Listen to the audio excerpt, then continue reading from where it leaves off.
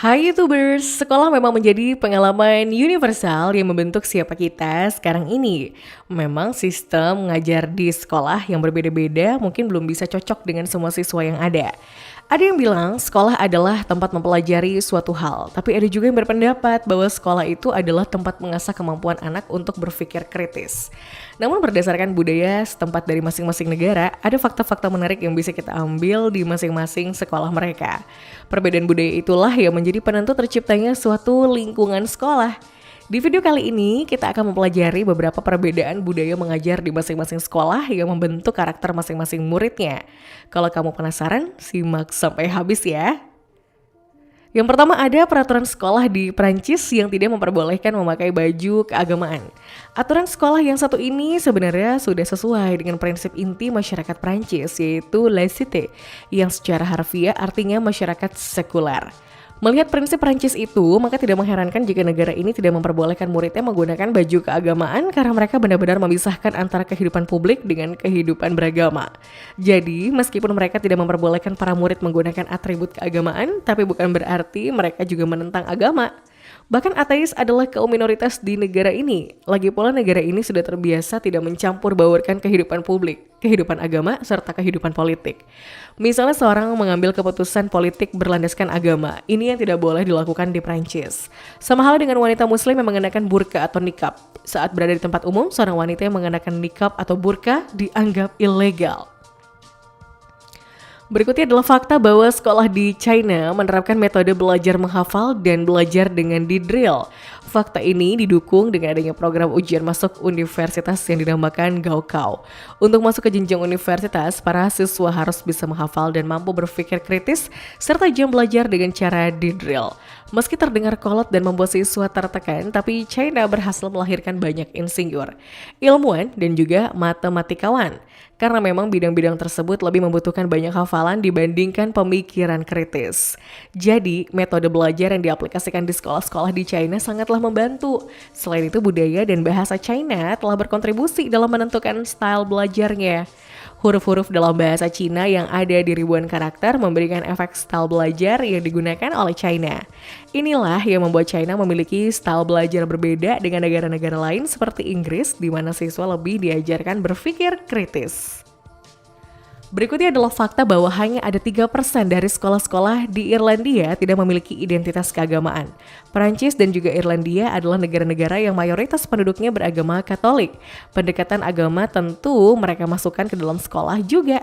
Di Irlandia sendiri ada 2.884 sekolah Katolik. Para guru pun tentu saja mengajarkan pendidikan agama dari perspektif agama Katolik.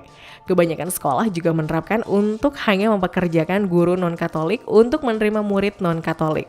Di dua negara ini hanya ada 81 sekolah saja yang tidak berafiliasi dengan salah satu agama tertentu dan kebanyakan diantaranya mengizinkan pilihan agama yang berbeda-beda untuk murid dan gurunya kecuali ateisme.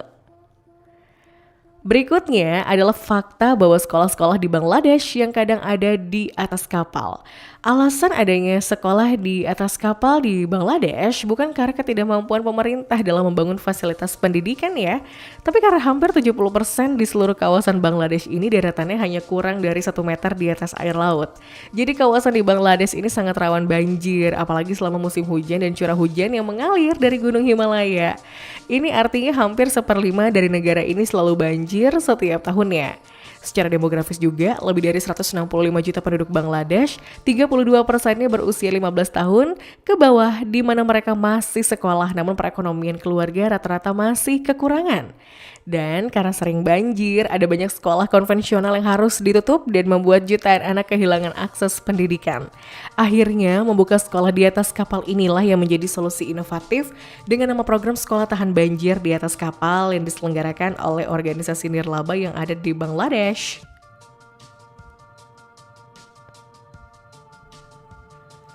Berikutnya adalah fakta bahwa sekolah-sekolah di Jepang mengajarkan pendidikan moral. Dari sekian banyak metode belajar yang sudah dibahas sebelumnya, nampaknya Jepang inilah yang benar-benar membentuk karakter siswanya. Semua sekolah di Jepang memasukkan pendidikan moral di setiap kurikulumnya. Itulah yang membuat warga Jepang cenderung kalem dan santun. Beberapa materi yang diajarkan dalam pendidikan moral adalah kasih sayang, ketekunan, serta beberapa keterampilan hidup. Ini mirip dengan pendidikan kewarganegaraan yang diajarkan di sekolah-sekolah di Indonesia. Berikutnya adalah fakta bahwa mayoritas masyarakat Afrika Selatan membayar SPP anak-anaknya. Masalah biaya pendidikan adalah salah satu masalah yang serius dan pemerintah harus melakukan beberapa keputusan untuk memberikan akses pendidikan terbaik untuk masyarakat. Sebagian negara-negara maju dan bahkan berkembang di Indonesia, pemerintahnya membebaskan biaya pendidikan untuk anak-anak yang masih belajar di level sekolah dasar, menengah, dan sekolah tinggi. Namun di Afrika Selatan, pemerintah mereka memiliki ketentuan yang berbeda. Meskipun pemerintah Afrika Selatan sudah membebaskan biaya pendidikan untuk masyarakatnya, namun pemerintah menghimbau kepada masyarakat yang memiliki tingkat ekonomi tinggi untuk tetap membayar uang SPP sekolah anak-anak mereka. Menurut laporan yang ada, sekitar 43% siswa di seluruh Afrika Selatan sudah dibebaskan secara penuh dari kewajiban membayar SPP sekolah. Alasannya adalah orang tua mereka memiliki penghasilan kurang dari 10 kali lipat dari biaya sekolah tahunan. Dengan peraturan ini, pemerintah meyakinkan bahwa anak-anak yang seharusnya mendapatkan hak sekolah tidak akan ditolak oleh sekolah mereka dengan alasan orang tua mereka belum bisa membayar uang sekolah. Selain itu, anak yatim juga sudah pasti dibebaskan dari pembayaran uang sekolah. Berikutnya adalah larangan memakai seragam di sekolah-sekolah yang ada di Jerman. Seragam adalah salah satu model pakaian yang wajib dikenakan oleh para siswa saat masih sekolah. Peraturan ini banyak diterapkan di berbagai negara, termasuk di Indonesia. Namun ternyata tradisi memakai pakaian yang sama dengan murid satu sekolah lainnya ini sama sekali tidak berlaku di Jerman. Meskipun pemakaian seragam pada anak sekolah ini membuat mereka membawa identitas sekolah, namun sepertinya untuk masyarakat Jepang, seragam adalah sesuatu yang cukup sensitif. Bagi mereka seragam itu sangat identik dengan kegiatan militer dan mereka tidak suka jika menyamakan seragam sekolah dengan seragam militer. Rata-rata murid di Jerman hanya mengenakan hoodie dan t-shirt. Berikutnya adalah jam belajar di sekolah-sekolah Korea Selatan yang sangat lama. Rata-rata jam belajar anak sekolah di hampir semua negara berlangsung antara 5 hingga 6 jam per hari. Misalnya saja di Brazil, siswa masuk kelas dan mulai belajar dari pukul 7 pagi dan pulang saat masuk jam makan siang. Atau di Prancis yang membuat murid-murid belajar dari jam 8.30 pagi hingga 16.30 sore dan menikmati makan siang selama 2 jam di sekolah. Namun di Korea Selatan, para siswa harus belajar selama 13 hingga 15 jam per harinya. Jadi para siswa ini masuk sekolah dari jam 8 pagi dan pulang dari jam 8 malam atau bahkan 10 malam. Memang jam belajar siswa di Korea Selatan itu adalah yang terpanjang. Mereka harus belajar banyak sekali hal. Mereka yang memiliki nilai rendah harus mengikuti kelas tambahan dan membuat mereka pulang jam 10 malam. Berikutnya adalah fakta bahwa murid-murid di Belanda sudah mulai sekolah saat menginjak umur 4 tahun. Setiap negara memang memiliki kebijakan sendiri mengenai kapan anak mulai masuk ke dunia sekolah. Begitu pula dengan anak-anak di Belanda yang mulai menginjakan kaki di sekolah sejak umur 4 tahun. Sebenarnya mereka secara resmi masuk ke sekolah dasar adalah umur 7 tahun. Namun sebelumnya mereka menghabiskan waktu beberapa tahun untuk belajar di taman kanak-kanak usia 4 hingga 5 tahun. Namun di tahun pertama sekolah, kegiatan mereka tidak jauh berbeda dengan ketika belajar di taman kanak-kanak. Sebenarnya sama dengan sistem pendidikan di Indonesia ya. Berikutnya adalah budaya perayaan kelulusan anak SMA Norwegia dengan pesta 3 minggu. Ini adalah sebuah tradisi yang selalu diadakan klub siswa di sekolah menengah Norwegia. Salah satu kebiasaan dalam perayaan ini adalah membeli dan menghias mobil tua, bus, ataupun van. Mereka pun mengenakan terusan warna merah atau biru yang juga dihias. Kemudian mereka akan menghabiskan waktu hingga 3 minggu di dalam mobil ataupun bus yang mengadakan pesta dengan bebas.